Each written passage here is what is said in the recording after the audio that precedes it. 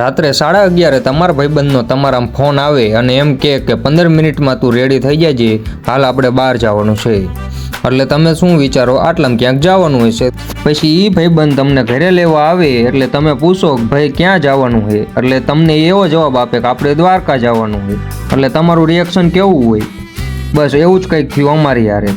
ભાઈનો ફોન આવ્યો કે ભાઈ 15 મિનિટમાં રેડી થઈ જઈએ, આપણે જવાનું છે બહાર. એટલે આપણે શું રેડી થવાનું હોય, રેડી જ હોય. આપણે ઘરે લેવા આવ્યો એટલે પૂછ્યું કે ક્યાં જવાનું છે, એટલે કે દ્વારકા જવાનું છે.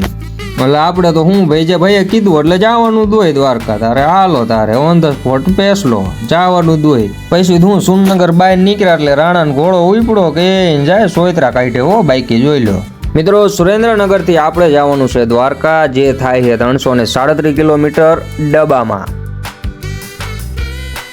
તમારામાંથી ઘણા બધા એવા હશે કે જેણે હજી ચેનલ સબસ્ક્રાઇબ નહીં કરી હોય તો ઘા ચેનલને સબસ્ક્રાઇબ કરી દેજો. અને આગળ વિડીયોમાં બહુ જ મોજ મસ્તી કરવાના છે, મજા આવશે તમને બધાને, તો વિડીયો એન્ડ સુધી જોજો.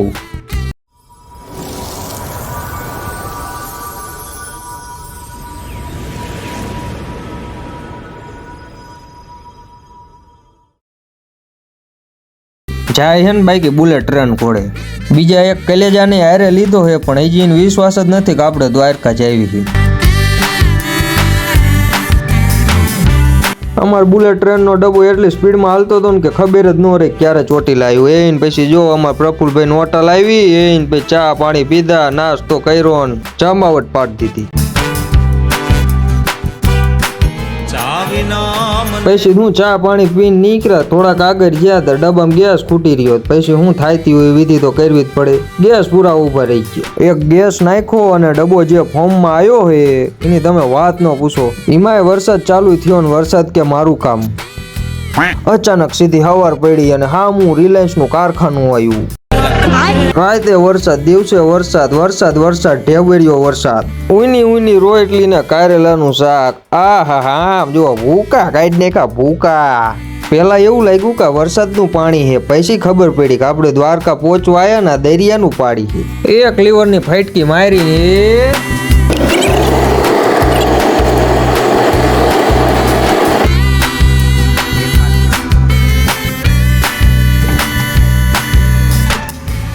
તમને એવું લાગતું હશે કે આ પાણીનું તલાવડું છે, પણ ભાઈ તલાવડું નથી, આ તો રોડ છે. ભાઈ આ શોર્ટકટનો કમાલ છે. અમારા ભાઈએ એમ કીધું હતું કે આ રસ્તે હાલવીને તો આપણે 7 કિલોમીટર આમ ફરવા ન જવું પડે, એટલે અમે શોર્ટકટ લીધો. અહીંયાથી હવે ખાલી 3 કિલોમીટર દ્વારકા છે. અને આ રસ્તો અમારા માટે હાવ અજાણ ને આગળ ઠેઠ તલાવડા ખોડે પાણી ભરેલા. હવે આગળ મોટો ખાડો આવે તો શું કરવાનું? જો દ્વારકા ખાલી 3 કિલોમીટર. આવા અજાણ્યા રસ્તા ઉપર હાલવાનું કારણ એક જ છે, ઠાકર ઠાકર ને ઠાકર. ભરોસો ભગવાનનો ભેડો, આવશે ઠાકર વેલો. એને કાળિયા ઠાકરનું નામ લેતા ગયા અને આગળ વધતા ગયા. એક જ વિશ્વાસ છે કે મારો કાળિયો ઠાકર કોદી ભૂલા નહીં પડવા દે. મિત્રો ઘણા સમયથી આપણે આપણી ચેનલમાં વિડીયો અપલોડ નહોતા કર્યા. આપણે 1 વર્ષનો ગેપ લીધો હતો. હવે તમારા માટે ખુશીના સમાચાર એ છે કે આપણે પાછા બ્લોગ ચાલુ કર્યા છે. એટલે હવે તમને રેગ્યુલર વ્લોગ અપલોડ આપણી ચેનલમાં થશે. એટલે વેગડ ઓફિશિયલ ચેનલને સબસ્ક્રાઇબ કરી નાખજો. મારા ભાઈઓ તથા બહેનો, જય ભારત સાથે જણાવવાનું કે આપણે દ્વારકા પહોંચી ગયા છીએ. એક વસ્તુ કહેવાની તો રહી જ ગઈ કે અમારા 3 બંકા પહેલેથી જ દ્વારકા કાલના આવી ગયા છે. એ 3માંથી 2 તો અમને અહીંયા ભેગા થઈ ગયા. હવે ત્રીજા બંકાને ગોતવાનો છે ચા છે. એન્ટ્રી થતા જ બાપુએ આશીર્વાદ આપી દીધા. એટલે રણમાં ઊંટ હોય, યાર દરિયા કિનારે ઊંટ લાગે હે, ઊંટને દરિયો દેખાડવા લાયા લાગે હે. એટલે ગા એટલે આર્યો દ્વારકાનો બંકો. દ્વારકા આવો એટલે એક વસ્તુ ન ભૂલતા હો, સાઈઝ પીવાનું. સાઈઝ પીવો એટલે મોજડી પડી જાય, મોજડી. કાકા ફાંકી ખવડાવજો તો. આપણે સાઈઝ તો પીવાની જ છે, પણ પહેલા કરશું દર્શન. આપણે મંદિર તરફ આગળ વધવી. આગળ તમને દર્શન તો નહીં કરાવી શકું, કેમ કે મંદિરમાં મોબાઈલ અલાઉડ નથી. એ મસ્ત મજાના દર્શન કરીને આપણે આવી ગયા ગોમતી ઘાટ. આ બ્લોગમાં આપણે દ્વારકાના ઇતિહાસની વાત નહીં કરવી, કેમ કે 99% લોકો દ્વારકાના ઇતિહાસને જાણે જ છે. જો આ ભાઈ પાસે કેટલા શંખ હિલા. તાનસેન, આ તાનસેન વાળું કોણ હતું? આમ જો વચ્ચે તાનસેન પડ્યું છે. તાનસેન ખાતા હોય કોમેન્ટ કરો.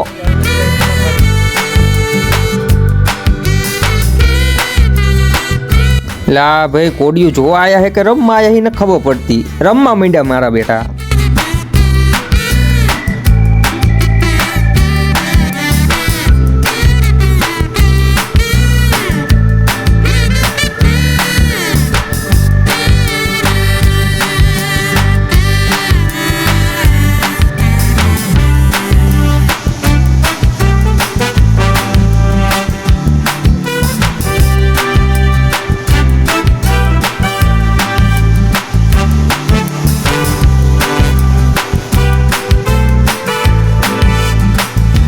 ગોમતી ઘાટના દર્શન કરી હવે જઈશું આપણે બંકાની છાશ પીવા.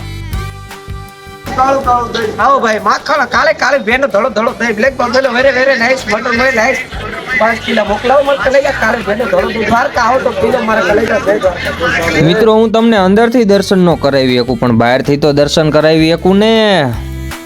જો મિત્રો હવે દ્વારકાધીશની ધજા ચડાવશે.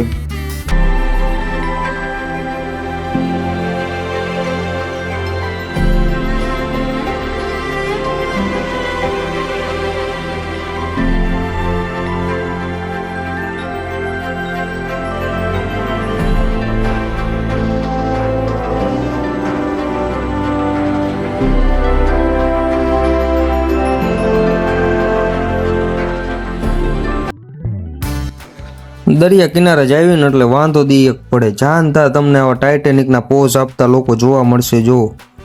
જો છે ને બાઈકી.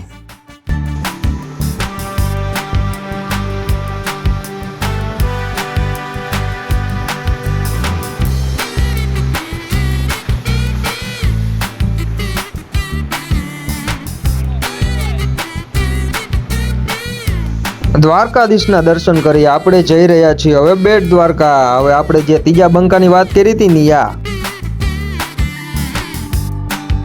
નિર્મિત બાજુમાં બેઠું ડોરા કાતરે હે. રો બતાવું. લીલા શર્ટમાં રહ્યો ને એ નિર્મિત. વૈટલો જે રહ્યો ને ચશ્મા વાળો એનું નામ હે અક્ષય પણ અમે કેવી બંકો. હા નિર્મિત બી ગયા બધા. અરે આકડા સડાઈમાં બી ગયા. હાય ગાઈસ, અમે અત્યારે જઈ રહ્યા છીએ બેટ દ્વારકા. કેમ છો? મજામાં? હારું બધે. રામ રામ. ગીત ચાલુ થઈ ગયા છે. અમારા જેનિલભાઈ ગીત વગાડી રહ્યા છે અને એ પણ મોસ્ટ વાયરલ ટ્રેન્ડિંગ સોંગ પદ્માનું. અને પીડીભાઈ હેન્ડલિંગ કરે છે સોંગનું. બાય ગાઈસ, થોડી વાર પછી પાછા મળીએ.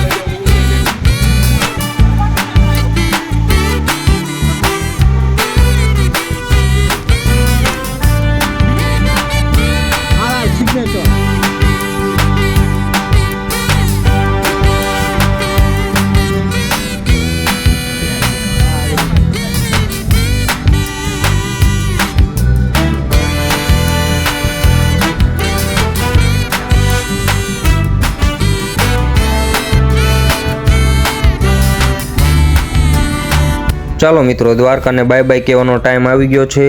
તમને વિડીયો પસંદ આવ્યો હોય તો વિડીયોને લાઇક, શેર અને કમેન્ટમાં જય દ્વારકાધીશ લખવાનું ભૂલતા નહીં.